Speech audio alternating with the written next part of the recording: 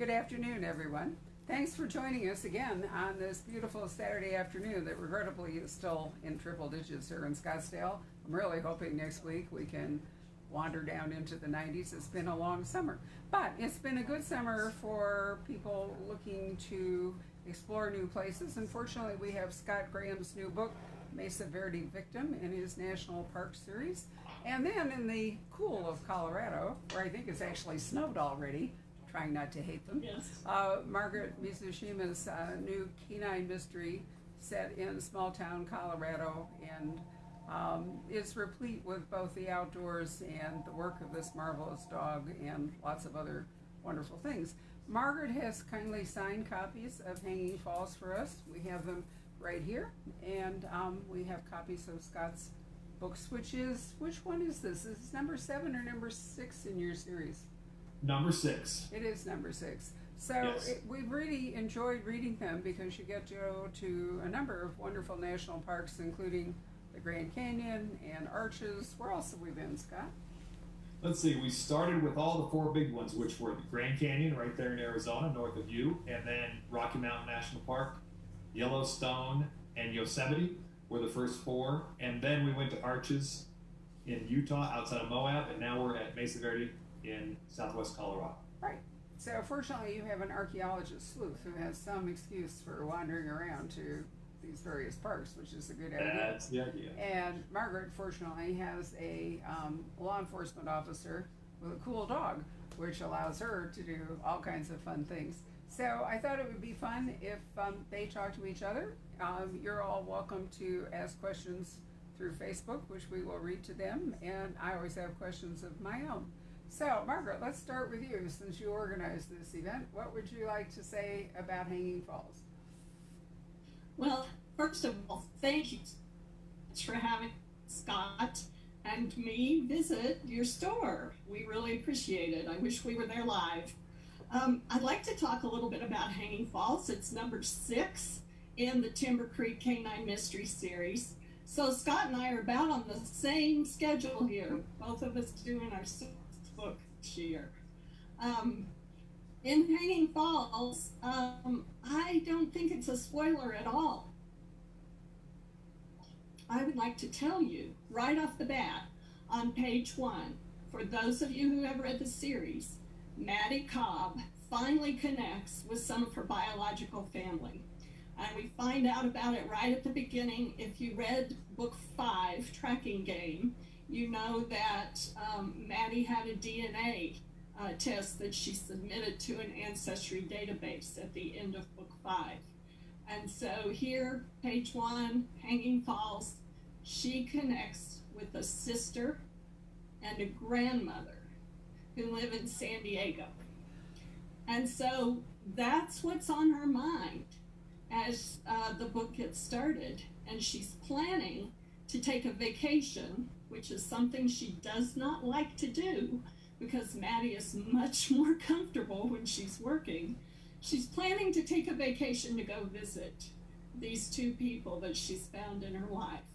And the day before she's supposed to leave, she and her friend Glenna Dawson, who is, or I think it's Dalton, sorry, I think I've used that name recently in another book. They are running up a trail to Hanging Falls because there has been a lot of flooding in the area and they're checking for trail damage. When they get to the falls, their 2 dogs, Moose, a Rhodesian Ridgeback, and Robo, Maddie's canine partner, start barking down by the lake. And they run down there, and guess what? They find a body. So that's chapter 1 of Hanging Falls. You know, why is it that every time we open a crime novel and we see that the protagonist is planning on, what, a vacation, a wedding, whatever, you just know, you absolutely know that events are going to interrupt them. And, you know, it's kind of cruel, but at the same time, it's a good way to get a story started. So, Scott, give us a short pitch about Mesa Verde Victim, and then I hope you'll ask each other some questions. Absolutely. Mesa Verde Victim, just like Margaret said, is my 6th book as well. She and I definitely are on the same path. And in this case, what's special about Mesa Verde Victim is that it is my hometown book. Was raised in Durango, Colorado, which is one of the two gateway towns to Mesa Verde National Park. And so I have spent oodles of time in that park. I love it, along with many, many other folks. And Barbara, as you mentioned, my protagonist is an archaeologist. And Mesa Verde is archaeological paradise, basically. It is the first national park in America that was created specifically to honor human heritage as opposed to landscape geologic heritage like we think for the Grand Canyon perhaps, or for Yellowstone. And so for my character and for me as an author to get to go there was a thrill. And I'm convinced that it really comes through in the book, because the book has been received extremely well. The sales have really been a whole different level than what I've seen so far. The national response from reviewers has been really humblingly exceptional. And I think it's because it's set in my hometown and in my home park. The inciting incident that we were just speaking of, the initial murder that takes place in chapter 1 of Mesa Verde Victim occurs in my protagonist Chuck Bender's back alley behind his house, and his study has been broken into. And so he is, and it turns out that the victim is a good friend of his, a fellow archaeologist that he has worked with for many years. And so this is the most personal story in the series so far. Chuck and his co-protagonist, his wife Janelle Ortega, and their two daughters, his stepdaughters, are faced with dealing with a murder and a mystery that is literally in their backyard. And so the mystery bounces back and forth between Mesa Verde and the town of Durango, and it also goes up Falls Creek to an area that was an archaeological discovery back in the 1930s near Durango, where mummified remains were found, and those remains then play into the storyline as well.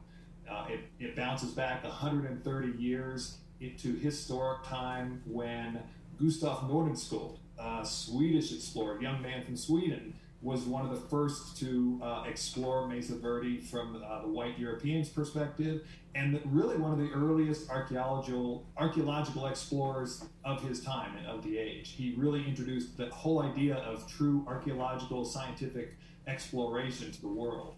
And so the story delves into his background as well, and then brings the story forward to present day. So as a result, I think it's been a really well-received story. It moves back and forth in time. It moves very quickly. And finally, it's the lightest story that I've written. It's fun. I mean, it's still a murder mystery. You've still got axes that are cleaving people's heads. I mean, that's just kind of part of the mystery genre. But the two young daughters in the story play a real role, and the story is light and fun. And I think it's probably the most entertaining story I've told yet. Well, that's an interesting perspective. I hadn't thought. You're right. It is lighter and fun.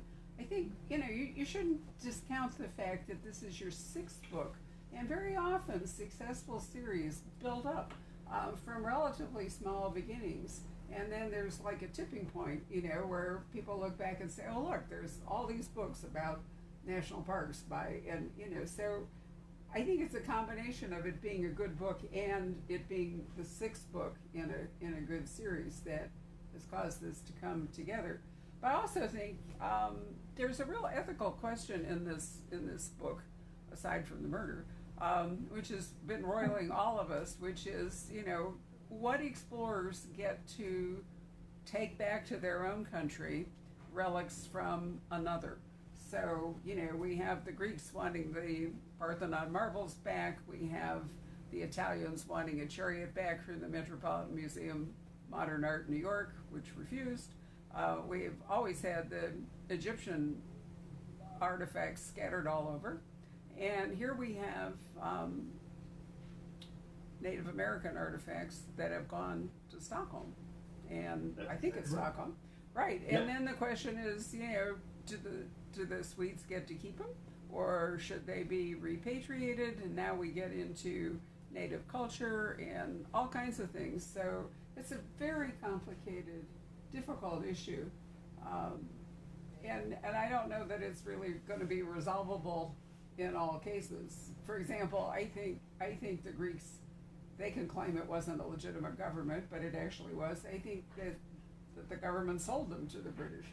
They didn't steal them; they bought them, and So I'm not a fan of returning the marbles to Greece, but if you look at Arthur Evans, who went to Crete and actually bought the entire mound where he then excavated Knossos, he just bought it. I don't know what the ethics are in that one. So you've touched upon this really huge question. Obviously, one I know. That's right. No, and it is a wonderful question, and it's a wonderful that we today are actually trying to answer that question. Specifically with Mesa Verde Victim, I look at the whole ethical question of human remains and what to do with human remains, because you're kind of at a different level with those than you are, say, the Elgin marbles or whatever, the marbles from the Parthenon. You're talking about the human remains, and in this case, Nordenskjöld actually did take the remains of 18 human skeletal remains back with him to Northern Europe, back to Sweden where he was from, and then they ultimately ended up in the National Museum of Finland. And they've been secreted away there for more than a century, or had been, and were recently returned to Mesa Verde through efforts by tribal members today, primarily from the Ute Mountain Ute Indian tribe, but also from American Indian tribes surrounding Mesa Verde in addition to the Ute Mountain Utes.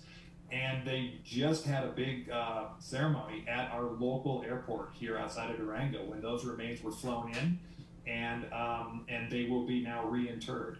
And that is that whole question of what deserves to be continued to be studied, what deserves to be returned and put back in place.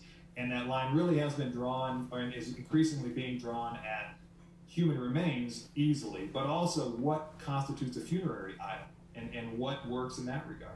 And so in terms of what should be returned, what is specific to the spiritual needs of these human remains from the tribal perspective. So it's a fascinating question, and I do think also that's part of what makes the book really interesting to read, is that it really does delve deeply into that question, but still I believe in an entertaining way. Well, I think it does too, and we won't even go into museumology and who can care for things well. I mean, I've been in museums where the question was, is the museum actually a capable and responsible curator of the questions that it has, but we're going afield. Margaret, let's come back to you. What got you so interested in your canine, in Robo? You're not the veterinarian, it's your husband, do I have that right? You have that right. My husband is the veterinarian. And it was really interesting because my first inkling was to use a veterinarian in a mystery. Long before I really started planning book one, I had written some other manuscripts in which a veterinarian starred, and those had not gotten off the ground. But I still was very interested in this vet's work because so many people love to watch my husband work. Whenever he goes on a stable call or a farm call, people gather around. And so I thought, I think readers would enjoy watching a veterinarian work. And so that's kind of how I got started. But I was also very drawn to writing a police procedural. And so it only made sense to have a canine officer play along with this protagonist that was a veterinarian. And because it's a police procedural, I wanted my canine officer to also be a protagonist. There are so many great authors who inspired me to go ahead and use two protagonists in that way, and to go ahead and have a love interest between the two. So that's kind of how I got started. And fortunately, my husband had a couple of canine officers and one trainer who were clients, and he could put me in touch with those people. And that's kind of where it all started. And I never looked back. I really enjoyed going to Shadow, the trainer.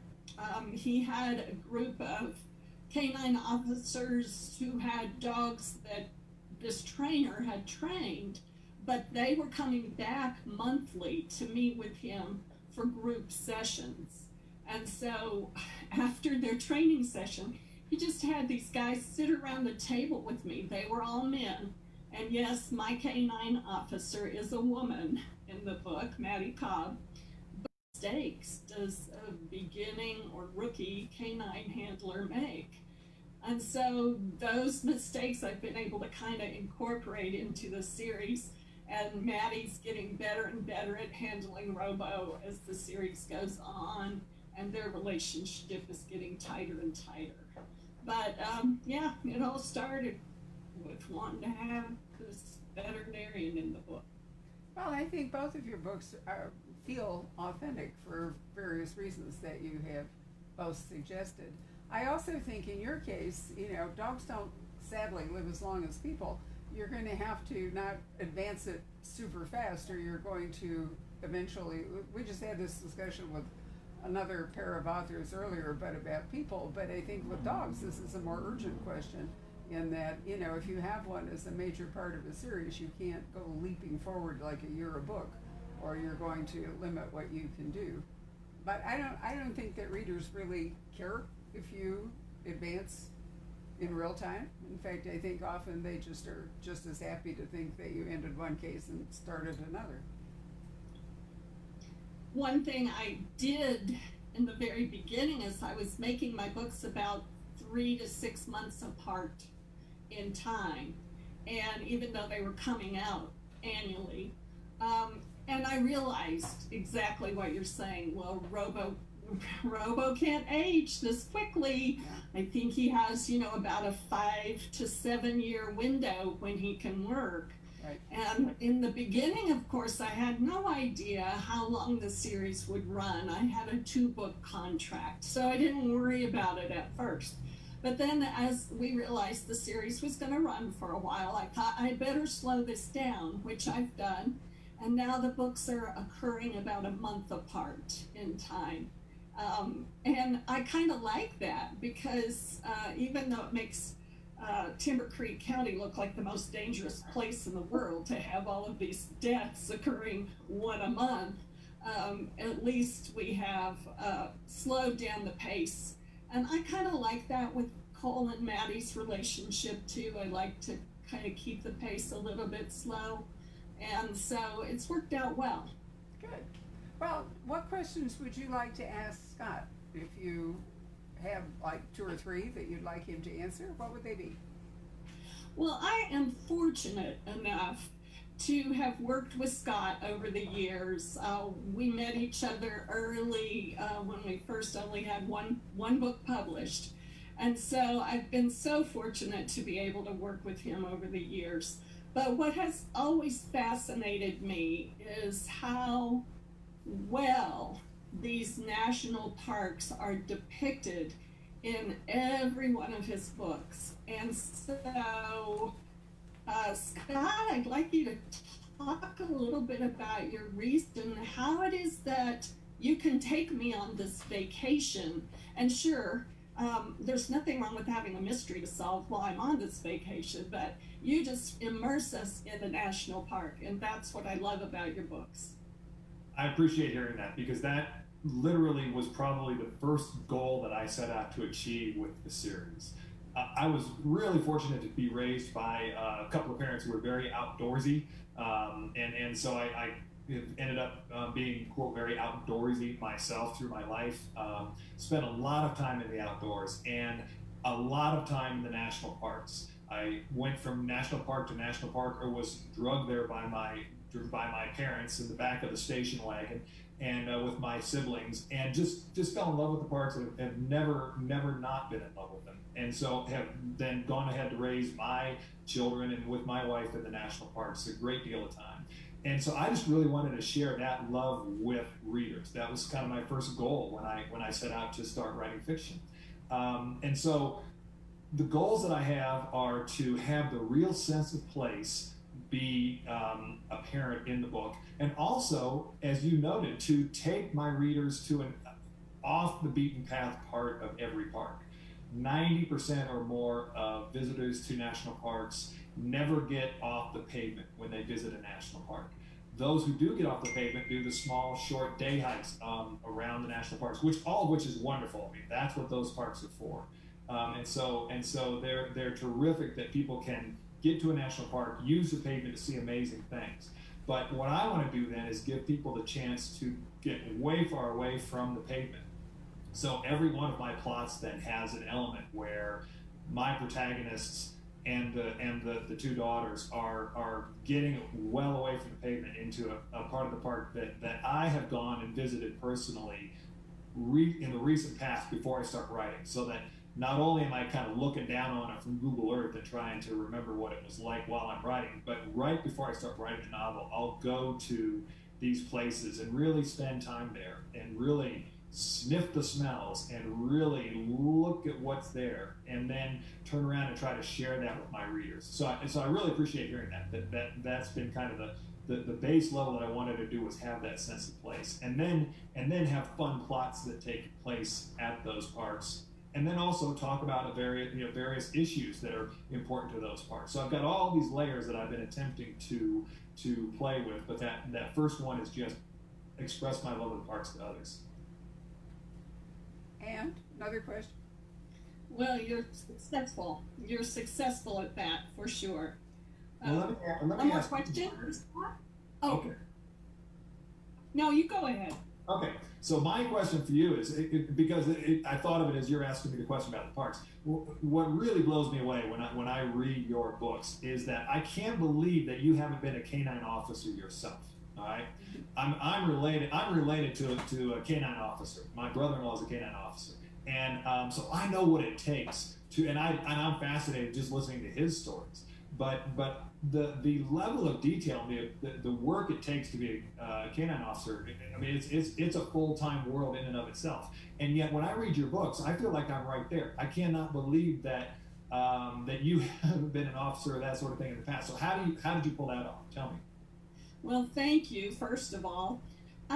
One thing that has really helped with that canine officer part is that when my husband and I were in our 30s and we had young children, there was a child here near Fort Collins who was a toddler who was lost in the mountains, and he was found too late.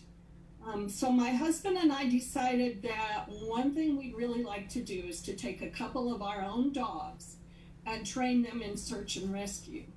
And so just in case one of our daughters wandered away from our campsite or our picnic ground and got lost, we could get started right away trying to track her.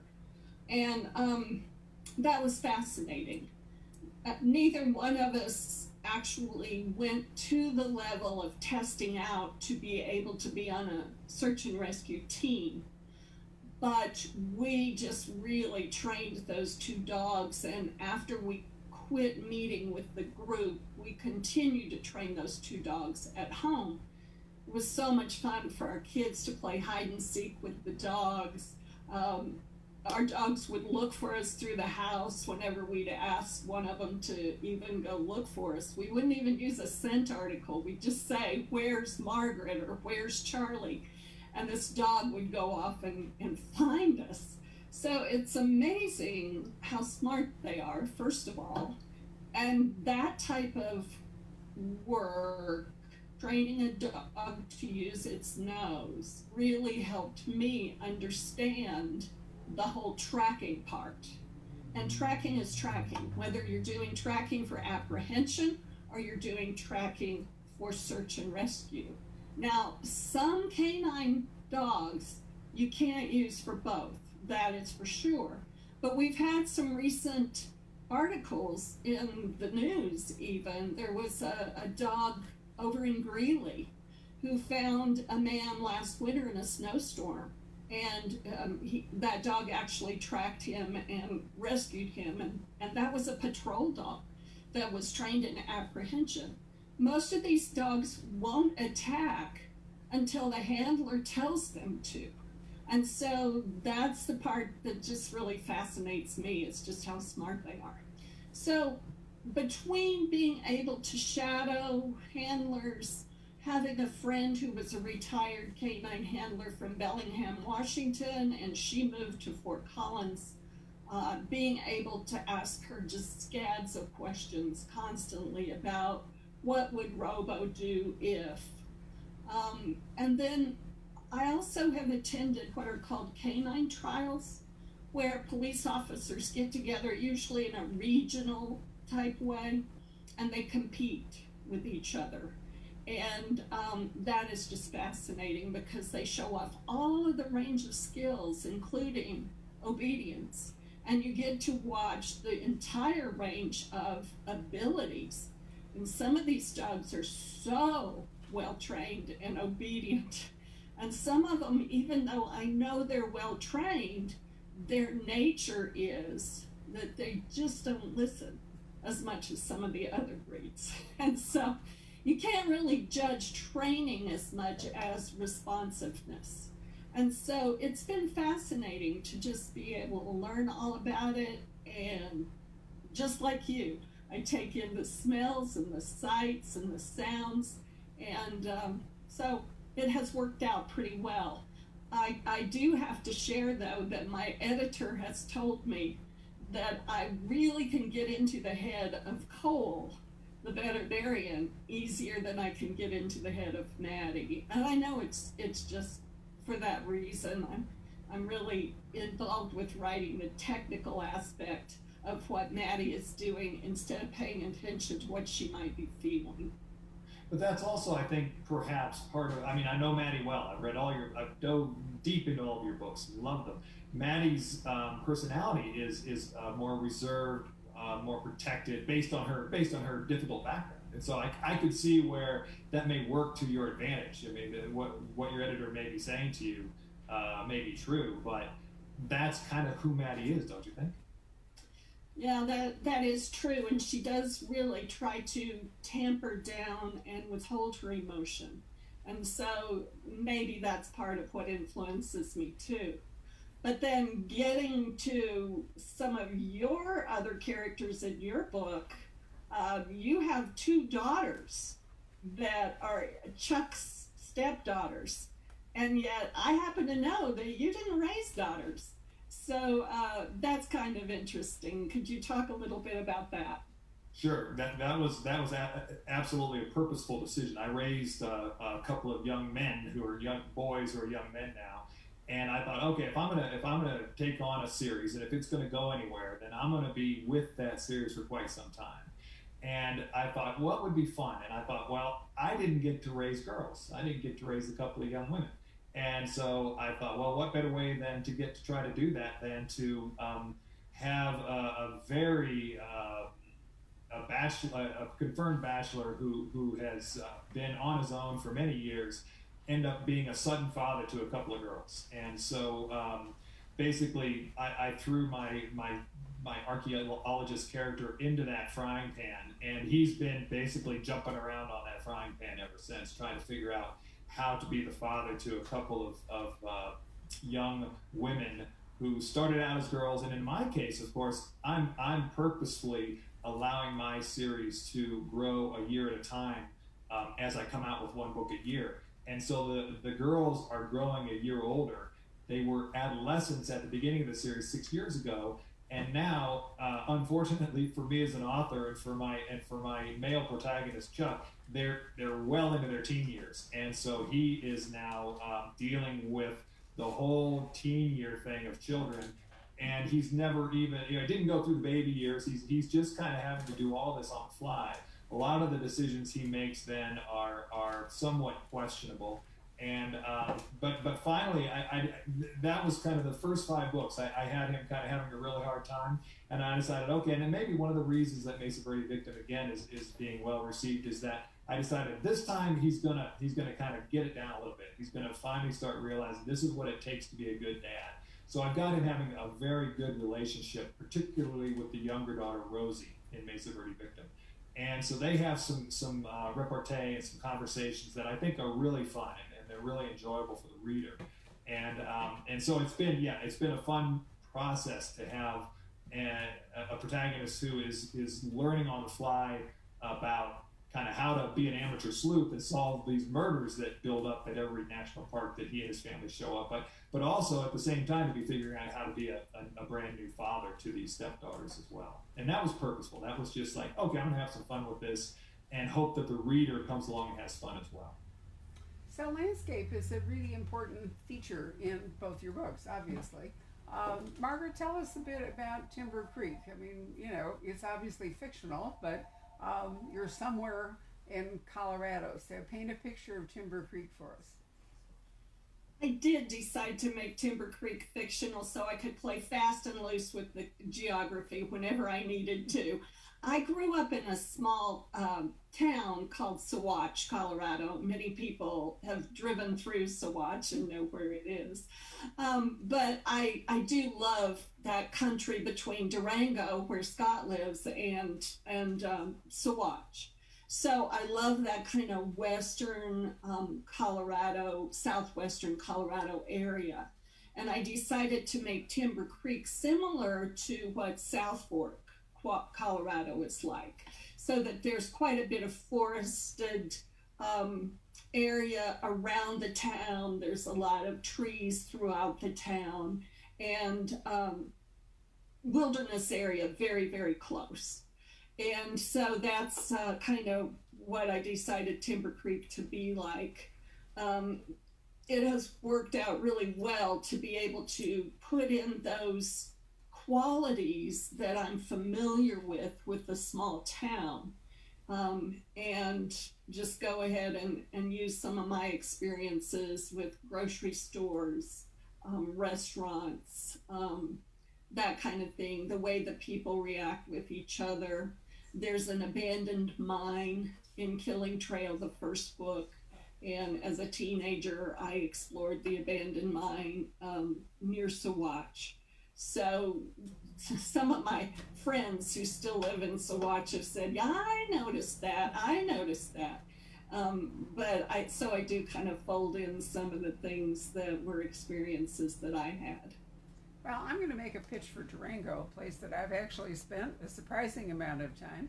For one thing, I will tell you, it has a great bookstore called Maria's, which I'm very fond of. For another, it is one end of the railroad to Silverton, which I think is one of the great tourist train rides. We have a very nice one here in the Verde Canyon, but it isn't of the scale of the one to Silverton. And you go up the Animas River, and the first hour is just sort of okay, but the last 2 hours are amazing. And you end up in Silverton, this little mining town. And if you were smart, you stayed at the, is it pronounced Strader or Strader? I've never known for sure. Strader Hotel. The Strader Hotel, which is a Victorian era hotel. And right at the station there, so it's the whole experience to spend the night, get on the train, go to Silverton. It's wonderful, but it's also an incredibly beautiful area. And you are east of Mesa Verde, what, 30 minutes or so? Yep, 30, 45 minutes. Yep, that's correct. So tell us about Mesa Verde, because I know Bandelier, and those of you in Arizona may have visited Montezuma's Castle, which is just a little tiny cliff-dwelling Anasazi kind of a thing. But Mesa Verde is like the big one. That is correct. Mesa Verde is the epicenter of the ancestral Puebloan civilization. The ancestral Puebloans were the ancient people who lived in the Four Corners region centuries ago, about 1,000 years ago. They improved, or you use these terms carefully these days, but they grew more technological with their abilities over the centuries that they were in the Four Corners region. Moving from what was called the basket maker period, where they were primarily hunter-gatherers and built temporary homes and carried their belongings around in baskets, to becoming more sedentary, more set in place. And the most famous place that they became sedentary at was beneath the cliffs of Mesa Verde. They built beautiful home structures in villages in the Mesa Verde area, and because they did it underneath protected overhanging cliffs, those structures have remained intact ever since they left the region in the midst of a serious drought during the mid 1200s. And so those villages are still there, and they're remarkable in the both the ability that these people showed to build amazing structures, and then in the amazing life that they were able to create for themselves in a place that back then, like today, had very little precipitation, very little water. So they had remarkable irrigation schemes. They were very, very adept at growing a lot of granaries that would protect their food, mice and other animals, so that they could last out the winters. Really remarkable in terms of what they pulled off in a very inhospitable environment. And then now, of course, those structures are still there. The cover, of course, shows one of the more famous house, the spruce tree house in Mesa Verde. Just beautiful, beautiful villages that they left behind, that now are preserved and that are studied to this day very intensively. And I will say, Gordon Nordenskjold, when he was in Southwest Colorado, he was literally placed under house arrest in the Strader Hotel in Durango when he was in the process of removing literally train car loads, boxcars full of items from Mesa Verde. He took off with his items, took off, but the Strader Hotel is mentioned in Mesa Verde Victim as a result of that. And all of that kind of study that he started there still goes on in Mesa Verde to this day. And they're continuing to make discoveries there because there were so many people that lived there. In fact, at the time, there were nearly as many ancestral Puebloans living in the Four Corners region as there are people living in the Four Corners region today. Tens of thousands of folks. It is interesting, and another aspect which you haven't touched on, but which I find fascinating, is that these areas had wonderful natural protection, because if you scaled your homes up in the overhangs of these cliffs and you accessed them by ladders, you could in fact pull up the ladders and repel invaders, which you can easily see at Bandelier. Now, fascinatingly, I've spent a lot of time in France in the Dordogne, where there is a similar limestone geology, and prehistoric man did very much the same thing, although they tended to stay at ground level. But those caves and cliffs in the limestone allowed them protection. They were warm in winter, cool in summer. The other place that I find it really fascinating is in Japan, on the Isle of Shikoku, when many of the Japanese fled from the incoming shogun. They retreated to Shikoku and they pulled up the bridges. They had vine bridges and so forth, and they were able, I've actually walked over them. The male and female bridges in Shikoku were the only way you could get to these places. So, there was a whole fortification security aspect to those kinds of dwellings, which I find really fascinating. And that's one of the reasons I think Mesa Verde interests people. It was basically a safe place, and it was starvation, not invasion, that drove them out. You're right. No, they were very dispensable in places that they built, and it was part of, I think, why they were so successful. So that's really some of the more recent findings that have come out of the Mesa Verde studies, is that there were towers in the region, and they believed those towers were line of sight, so that there were over great distances that they could communicate with one another, have lookouts. There was quite a road system that went all the way down into northern New Mexico to the Chaco area. The society that they built was quite remarkable, and a good piece of it was because, you're right, they had good defensible space where they could really have the opportunity to, rather than just kind of be on the run all the time, they could be in one place and they could build a real society together. So there's a certain irony in studying a murder mystery in a place like that, which was, safe in its day, but now here we are with the killer. So let's go back to you, Margaret. We find a body at Hanging Falls. Part of your book is to try to merge Cole and Maddie together, and she's got this new thing with her family going on. How easy is it for you to keep track of the personal story and the investigation without one of them overcoming the other? Oh, I just have so much fun with the personal story that I have to try hard not to let it take over the book. But yes, I typically, as I start planning a book, I have to try to figure out what can Cole do in this book where he can actually contribute to the solving of the mystery. What kind of work can Robo do? Because Robo really is the reason the books exist. And so instead of having the detective who usually sits at the computer and does a lot of investigation or that kind of thing, I have to have clues that Robo can find. And so I have to figure that out. And then I need to figure out what I want to do to advance Maddie and Cole's relationship and how's that going to work. And typically I have an overriding theme of family. And that's pretty common with the books. And so with this particular story, I decided to delve into many types of family. And so there are a couple of brothers in the book who live together and work together. There is a group of people who are together for religious purposes. And so I wanted to kind of explore that type of family.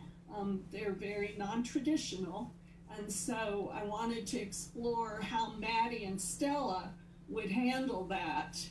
And I had to contact one of my consultants who's a retired deputy in a rural community of Colorado and have him help me go through that, because they do determine that there's activity going on that could be illegal, and so they're really wanting to solve their case, but at the same time they are paying attention to are the children in this family safe, are the women in this family safe, that kind of thing. So I really wanted to explore all that together.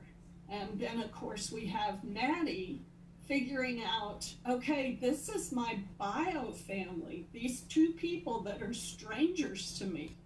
And so she's having to go through that process of getting to know her sister and her grandmother, who, when she can't go to San Diego, they decide to come to Timber Creek. And so that all kind of comes together on Maddie's shoulders during the middle of the case. And so she's dealing with that, and she's dealing with her feelings about Cole and his kids. She really wants to be a part of that family, but one of Cole's daughters is not so sure that she wants her dad involved in the relationship with another person. And so all of that is they're kind of sorting through that too. And then at the end, there's kind of a surprise at the end. And again, we're addressing family throughout the whole book. Well, it's a very textured, very complicated story. Both of you indeed have done that. Let me just check with Bill to see if we have any comments or questions over here. Just one. Okay. It's for Margaret. Is Margaret from Fort Collins? So cool. I went to school there. Have you ever eaten avogadros?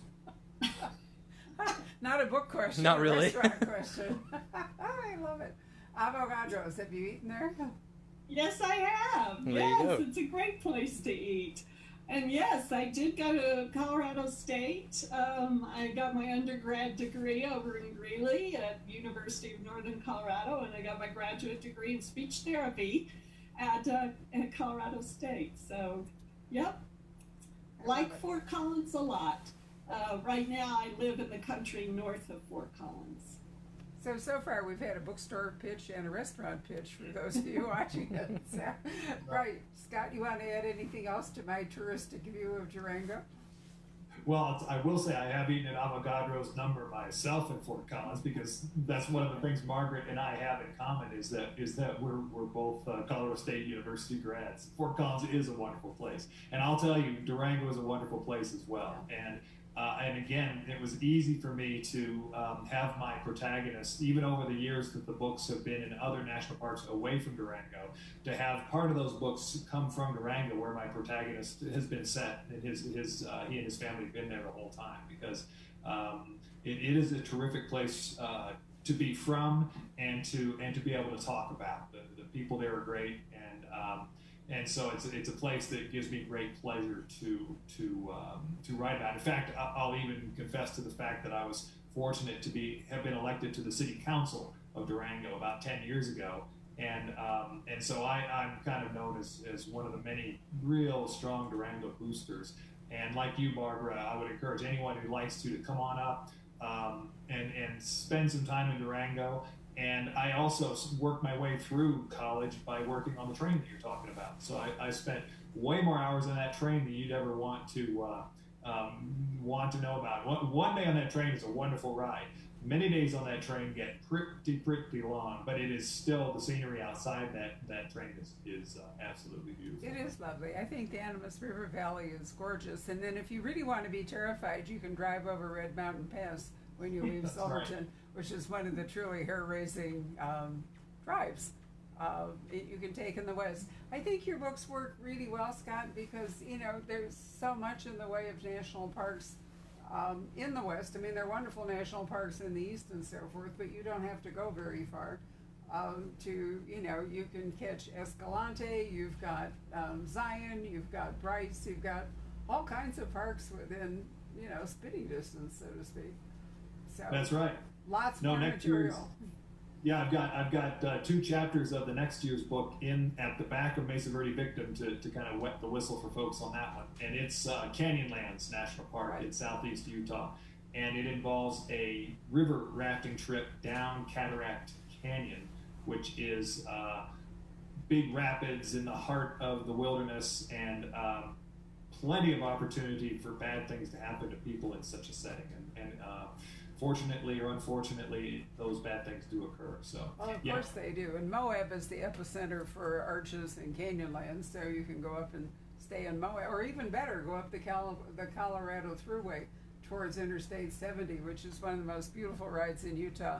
And there are a couple of ranches that you can stay at, which we have done. I think it's fabulous. Margaret, what are you winding up to do with your next book? Well, we do have another book on the way. I've been writing that this summer. And again, we're advancing what's happening with Cole and Maddie. Maddie does find out something about her father in Hanging Falls that really disturbs her.